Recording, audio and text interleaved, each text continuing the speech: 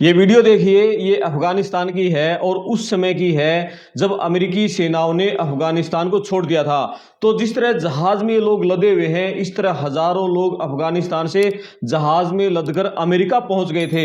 उसमें अमेरिका के राष्ट्रपति थे जो बाइडेन। उन्होंने एक पॉलिसी लागू की थी, ऑपरेशन अलाइज वेलकम। तो उस नीति के तहत ही जो 29 साल का रहमानुल्लाह लाकनवाल है, वो भी अफगानिस्तान से अमेरिका पहुंच गया था। और उसी लाकनवाल ने अब जो व्हाइट हाउस के 2 नेशनल गार्ड हैं उन पर गोलियां चला दी। उनमें से जो 20 साल की है सारा बैकस्ट्रोम, उसकी मौत हो गई है। और एंड्रयू वोल्फ है 24 साल के, वो अभी जिंदगी और मौत से जूझ रहे हैं। तो इस घटना के बाद पूरे अमेरिका में उबाल आ गया है। राष्ट्रपति ट्रंप ने आदेश दे दिया है कि जितने भी इलीगल लोग अमेरिका में घुसे हुए हैं, 5 करोड़ से ज्यादा लोग हैं, उन सबको पकड़ो और सबको बाहर कर दो। यानी अमेरिका में बहुत बड़ा अभियान चलने वाला है। लोगों के गुस्से को देखते हुए ही डोनाल्ड ट्रंप ने ऐलान कर दिया है कि अब अफगानिस्तान के किसी भी नागरिक को कोई वीजा नहीं देंगे, कोई एंट्री ही नहीं मिलेगी। ना स्टडी वीजा मिलेगा बच्चों को पढ़ने के लिए, ना टूरिस्ट वीजा मिलेगा, आप घूम भी नहीं सकते अमेरिका में, ना आपको वर्क वीजा मिलेगा, ना H1B वीजा मिलेगा।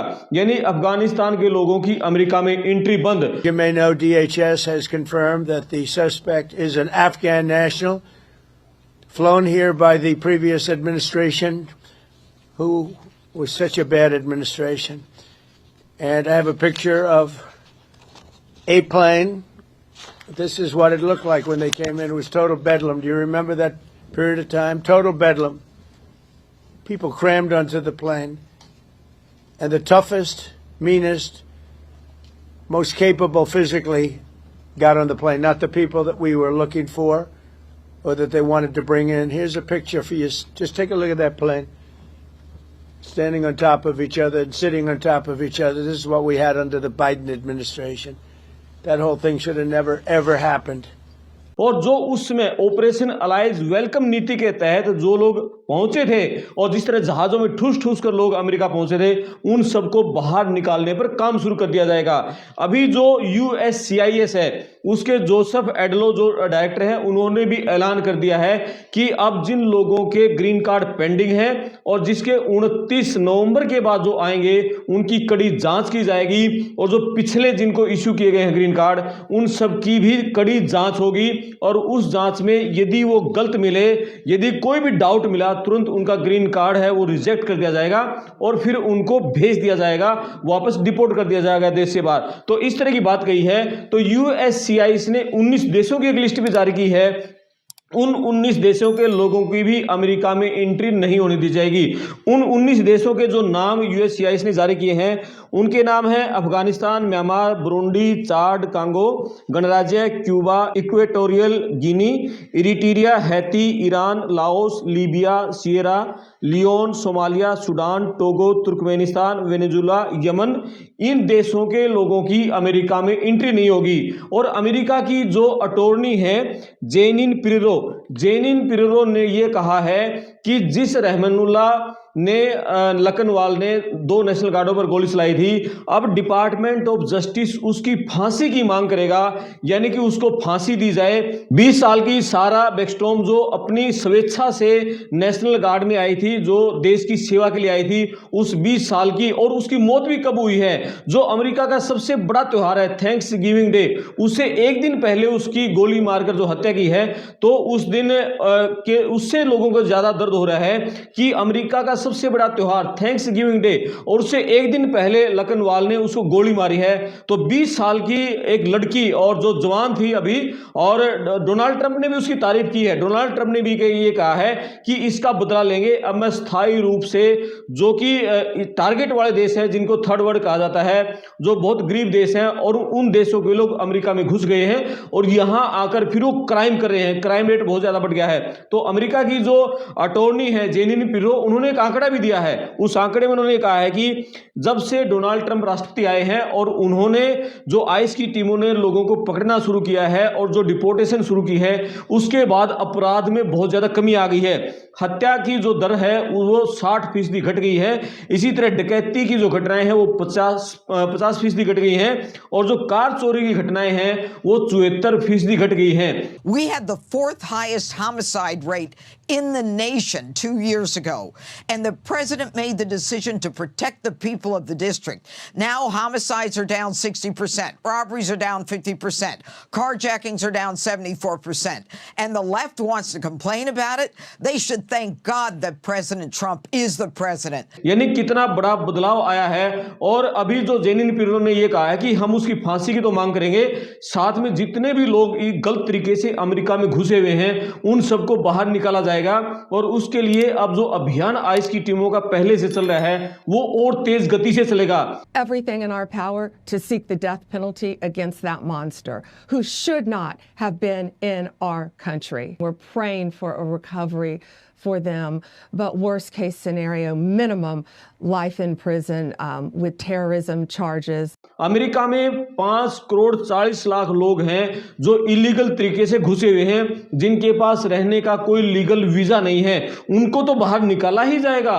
और जिन लोगों के पास ग्रीन कार्ड मिल चुका है उनसे के सबके ग्रीन कार्ड की समीक्षा होगी, उसको रिव्यू किया जाएगा। यदि थोड़ा सा भी डाउट मिलता है और उन लोगों के खिलाफ कोई भी अमेरिका में केस दर्ज मिला, उन्होंने कोई क्राइम किया है, कोई ट्रैफिक रूल तोड़ा है, कोई चोरी की है, कोई छेड़छाड़ की है, डकैती की है, कोई दुष्कर्म किया है, तो उन सब लोगों को सजा भी होगी और साथ में उसके बाद उनको डिपोर्ट भी किया जाएगा। यानी ट्रंप बहुत सख्त हो गए हैं। तो 19 देश और जो थर्ड वर्ल्ड के देश हैं उनका स्थायी रूप से अमेरिका में एंट्री है वो बैन कर दी है, और जो ऑलरेडी अमेरिका में घुस चुके हैं उनको अमेरिका से बाहर निकाला जाएगा। तो डिपार्टमेंट ऑफ जस्टिस ने बहुत बड़ी बात ये कही है कि हम उसकी फांसी की मांग करेंगे, रहमानुल्लाह की। Face upgraded charges to include murder in the first degree. The DOJ also pushing for the death penalty. तो क्या उसको फांसी होती है या नहीं होती है?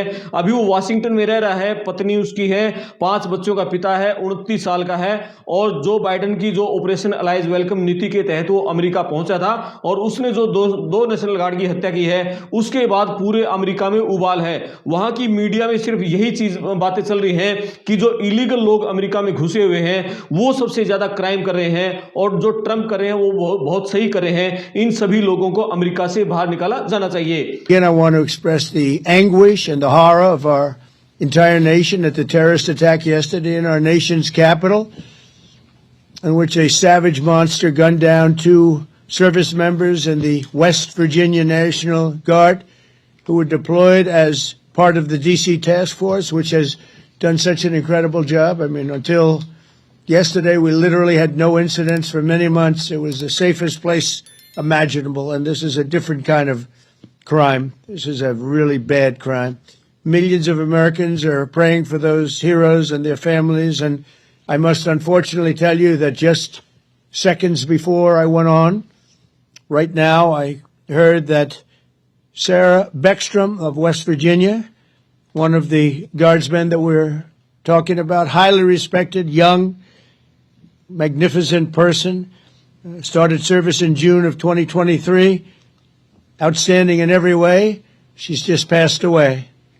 She's no longer with us. She's looking down at us right now. Her parents are with her. It's just happened. She was savagely attacked. She's dead. She's not with us. Incredible person. Outstanding in every single way, in every department. That's horrible. As you know, the other young man is fighting for his life. He's in very bad shape. He's fighting for his life, and hopefully we'll get better news with respect to him. And the monster that did this is also in serious condition. But we won't even talk about him. As you may know, DHS has confirmed that the suspect is an Afghan national flown here by the previous administration, who was such a bad administration. And I have a picture of a plane. This is what it looked like when they came in. It was total bedlam. Do you remember that period of time? Total bedlam. People crammed onto the plane. And the toughest, meanest, most capable physically got on the plane, not the people that we were looking for or that they wanted to bring in. Here's a picture for you. Just take a look at that plane. Standing on top of each other and sitting on top of each other. This is what we had under the Biden administration. That whole thing should have never, ever happened. They should have left from a different base. They should have left from Bagram, as you know, and it would have been a much different story. But they didn't do that, and this was just a rout, just a terrible situation. This heinous atrocity reminds us that we have no greater national security priority than ensuring that we have full control over the people that enter and remain in our country. For the most part, we don't want them. They come in illegally. They have a lot of problems. Their countries force them in because their countries are smart. They don't want them. Let's give them to the Americans to take care of. They come out of jails in many cases, mental institutions, they're gang members, they're drug dealers. We don't want them. Many of the service members on this call today are engaged in crucial aspects of that mission. And to each and every one of you, I just want to thank you so much. Incredible people. You make this sacrifice like few others understand. A lot of them don't even understand it. And you're keeping America safe and free. Our military is strong. My first term, I rebuilt our military, all aspects of our military. And in Afghanistan, we actually gave up a big chunk, but relatively, as much as it seemed like it's small compared to what we bought and to what we have and to what we're buying. We're spending over $1 trillion this year on our military. We have a military, the best in the world. We make the best equipment in the world. And we have the best people in the world. America की हर तरह की update के लिए आप पड़ताल TV पर बने रहें। वीडियो को शेयर करें, चैनल को सब्सक्राइब करें, अपने कमेंट्स जरूर लिखें। मैं आपका दोस्त करमपाल, धन्यवाद।